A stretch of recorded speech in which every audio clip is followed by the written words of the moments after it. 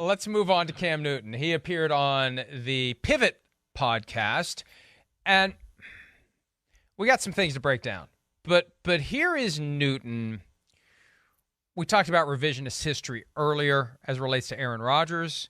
Here's what may be some revisionist history from Cam Newton as to why his last 2 NFL stops maybe didn't go as well as his MVP season did. My own worst enemy will always be me. And I'm going to tell you, I'm going to keep it a buck. I done jumped in some f***ed up situations. Just keeping it a buck, right? And this ain't no remorse. This ain't no, I want somebody to feel sorry for me. This is me acknowledging that I understand, I'll own up to jumping up into some f***ed up situations. The New England experience was a f***ed up situation. I was still learning the offense 7 to 8 weeks into the season. There was times I'm going to the line and I'm still thinking.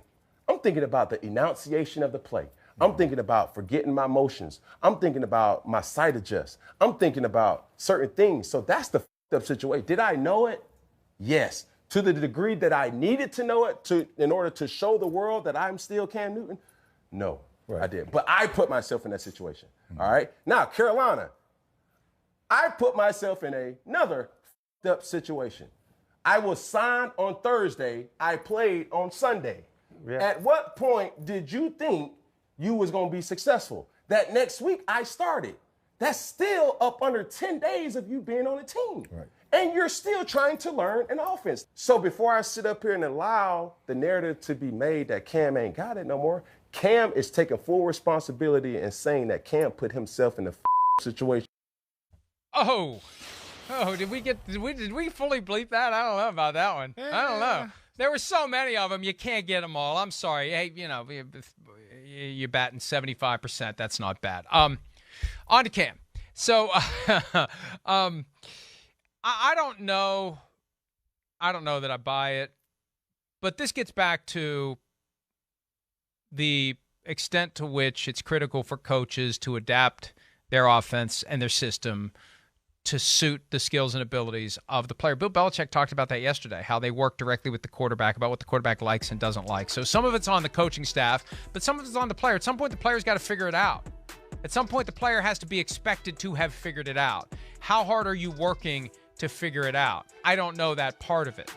I haven't learned the offense yet. What are you doing to learn the offense? What is the team doing to teach the offense? What is the team doing to streamline the offense? I don't know.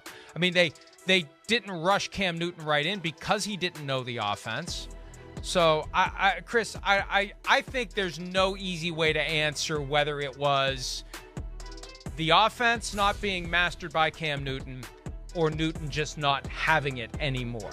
I don't know that you can glean that easily from the film. No. Or can you? Well, what do you think? No, I mean, listen, I think these are fair questions to bring up. Were they tough situations? And no doubt about it, no doubt.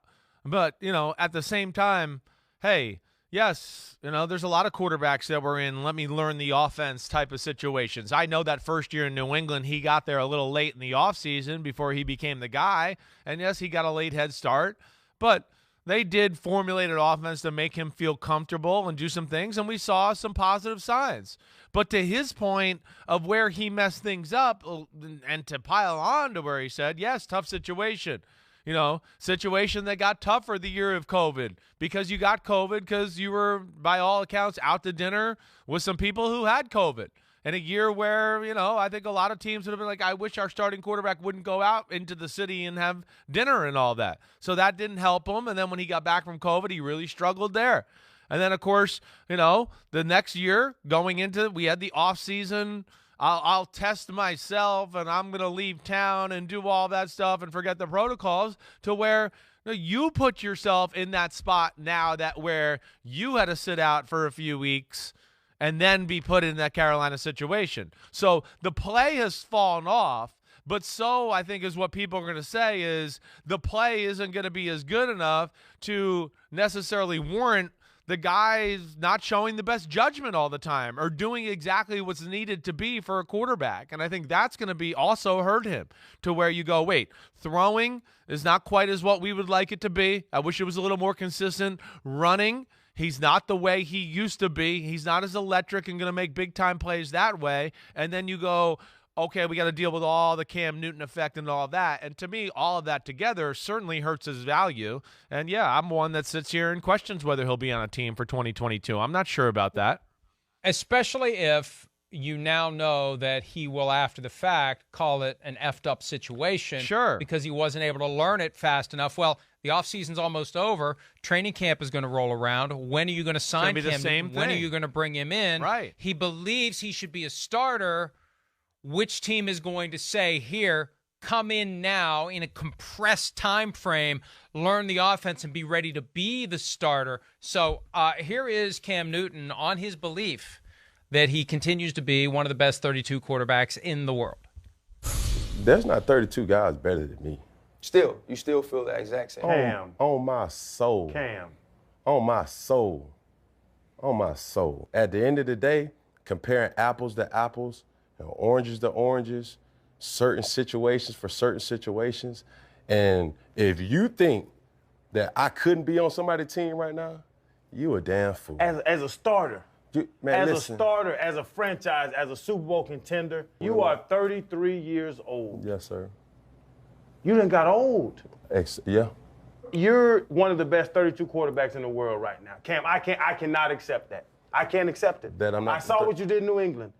When you went back to Carolina, I saw what happened. Like the proof's in the pudding. Tell me I'm wrong. So I'm going to ask you, who's the bottom 32? The bottom. The bottom 32. So go from 32 up. Hello? It would be the guys that took your job. No. No. It would be the Mac Jones. guys. It'll be the Tuas. It'll be those young guys that are 10 years younger than you. The real talk. It'll be the guys that are trying to prove themselves that are 10 years younger than you. Listen. That are working their way up. So that their ceiling is higher than what 33-year-old Cam Newton's ceiling is. There ain't 32 other motherfuckers that's better than me. And once you go about it like that and saying, bro, my impact is my gift and my impact is my curse, because they do know when you bring a Cam Newton to your organization, it's going to be a monster in itself. Put Cam in. I think there's nothing more to say. That's the reality. Cam Newton is so larger than life that he can't be a backup. He has to be the starter, and right now there's no team that views him as being the potential starter, or he'd already be on a team. Chris? Yes. Plus, he's a guy that we've discussed last year and even the year before that, and we have great, knowledge and experience of this, even before that in Carolina with injuries. He needs reps. He's not the prototypical backup quarterback like we could say with some guys out there. Case Keenum, he can just kind of go with his brain and a few reps and go out there and run the offense. That doesn't work with Cam. He needs to get in a little bit of a rhythm and see the ball go through the net a few times to feel good about throwing the ball. So, yes, in my opinion, there's definitely 32 quarterbacks that are better than Cam Newton. In fact, I think there's 40, maybe 41 or 42. He was just on the outside and looking in on my list. I mean, I didn't forget about Cam Newton. He was on the outside of the list with the Case Keenum, Colt McCoy, Jacoby Brissett, Ryan Fitzpatrick, Cam Newton. It was those guys that were left over, that at least were left off my list, at least in my assessment, Mike. I got to give a real round of applause to Channing Crowder, though, for not doing the usual, this guy's on our podcast, so we're going to kiss his ass routine. Yeah, that's Tough right. questions. Right. The look on Cam's face when Channing Crowder started to go in. I think this all gets back to what we talked about earlier. It's about ego. It's about pride. Sure. It's about tough. vanity. It's tough to do. He doesn't want to admit it. And He's he's a human forever. being. He's a human being. Yeah. He was the man, and now it's over, and it's going to take him some time to process it. And maybe after this podcast appearance, he's a little closer to accepting that it's time to move on with what Chuck Noll would call your life's work. Because for football players, it's supposed to be just a small piece of your life. What you do afterward, unless you're Tom Brady, is going to be what you really do with your life, not football. Football is just delaying your life. Hi, I'm Mike Tirico, and thanks for watching. Make sure to hit subscribe for the latest news and highlights from NBC Sports.